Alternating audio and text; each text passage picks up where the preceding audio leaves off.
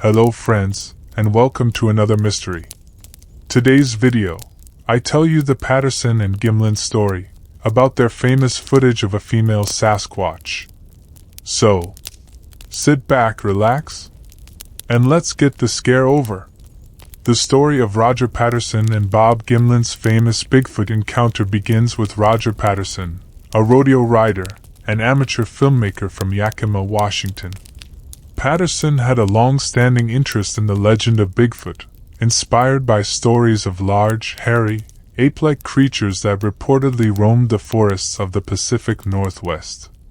In 1966, Patterson published a book titled, "Do Abominable Snowmen of America Really Exist?"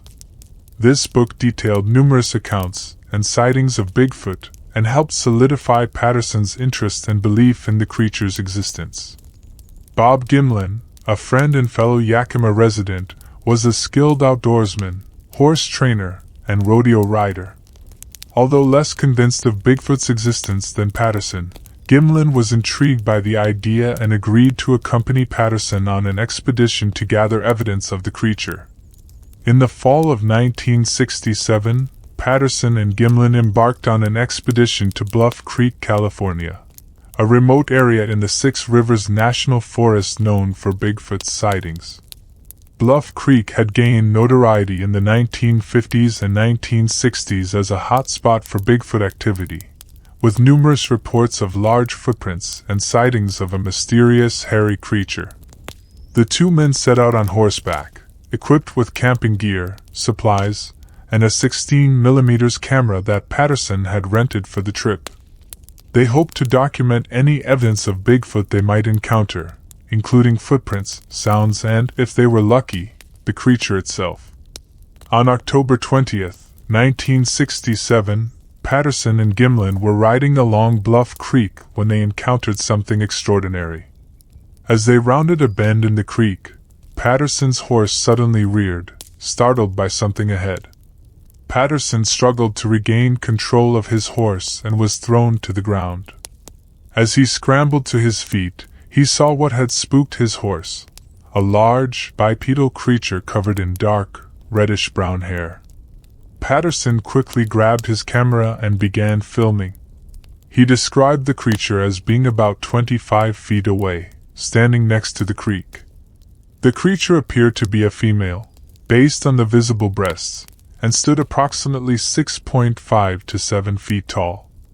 It had broad shoulders, long arms, and a distinct, non-human gait. The creature turned and began to walk away, glancing back over its shoulder several times.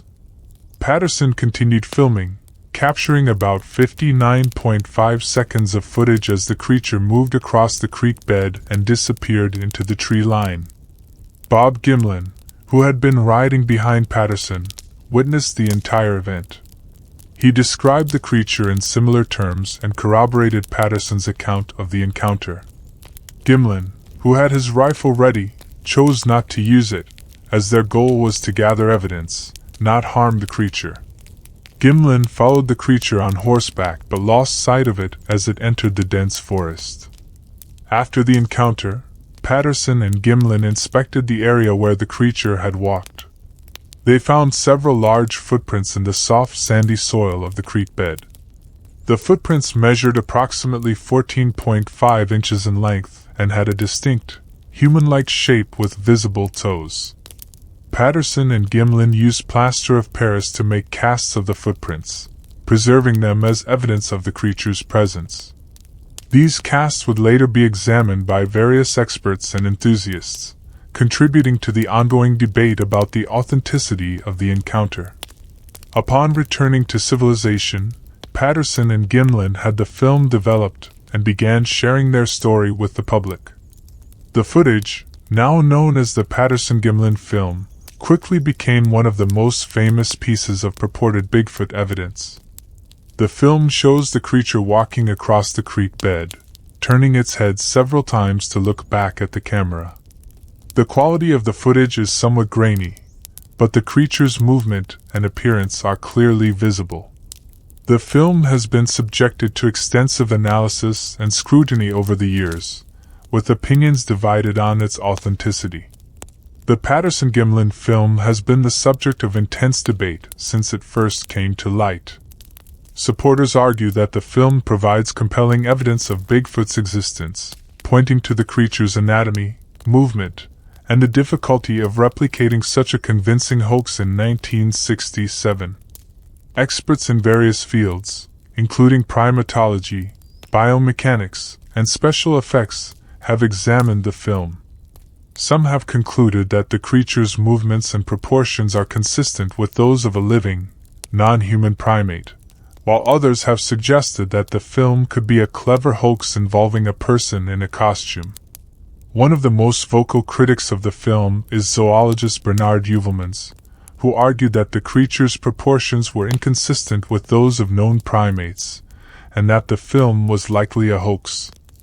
Other skeptics have pointed to the film's grainy quality and the lack of corroborating evidence as reasons to doubt its authenticity. However, proponents of the film, such as primatologist Dr. Grover Krantz and anthropologist Dr. Jeff Meldrum, have defended its legitimacy. They argue that the creature's anatomy, particularly the muscle movement visible under its hair, is difficult to fake and that the film remains one of the most compelling pieces of Bigfoot evidence. Following the encounter, Roger Patterson and Bob Gimlin gained significant attention from the media and the public. Patterson continued to promote the film and his belief in Bigfoot, giving lectures and appearing on television programs to share his story. Unfortunately, Patterson's health began to decline, and he passed away in 1972 from Hodgkin's lymphoma.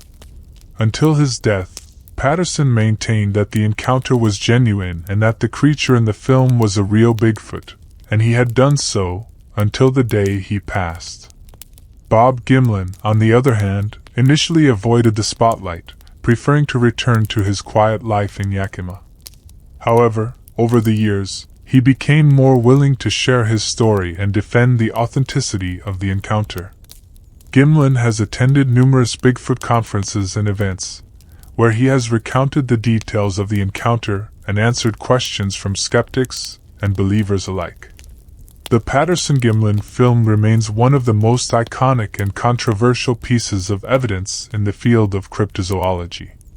It has inspired countless researchers, enthusiasts, and curious individuals to explore the mystery of Bigfoot and search for definitive proof of the creature's existence. In the decades since the encounter, numerous other Bigfoot sightings and footprint discoveries have been reported across North America and beyond. However, none have captured the public's imagination quite like the Patterson Gimlin film. The footage continues to be analyzed and debated, with no definitive conclusion reached. The story of Roger Patterson and Bob Gimlin's encounter at Bluff Creek serves as a cornerstone of Bigfoot lore, representing both the allure and the controversy that surround the legend of this elusive creature. Whether one believes in the authenticity of the film or views it as an elaborate hoax, there is no denying its impact on popular culture and the ongoing fascination with the mystery of Bigfoot.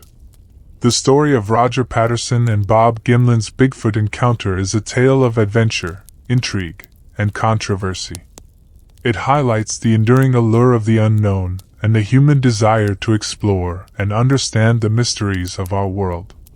Regardless of where one stands on the issue of Bigfoot's existence, the Patterson Gimlin film remains a fascinating piece of evidence and a testament to the enduring mystery of the creature known as Bigfoot.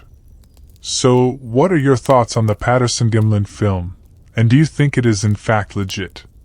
Let me know down in the comments section, and until I upload you another video for your entertainment, thank you for watching. May God bless you and your families. Stay safe.